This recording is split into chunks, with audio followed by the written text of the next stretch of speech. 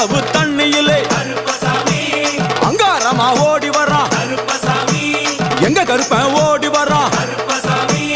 எங்க கருப்பன் ஓடி வரான் பம்பையிலே குளிச்சு வரான் பாங்காக வரான் ஐயா இந்தா வரான் இந்த வரான் பெரியான வட்டம் வரான் சிறியான வட்டம் வரான் கரிமலை ஏறி வரான்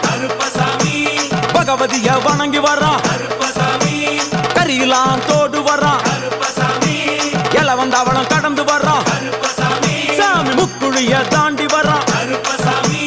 அழுதாமேடு உச்சி வரான் சாமி அழுதையிலே குளிச்சு வரான் ஆளை கட்டி தொட்டு வரான் சாமி பூங்காவனம் புகுந்து வரான்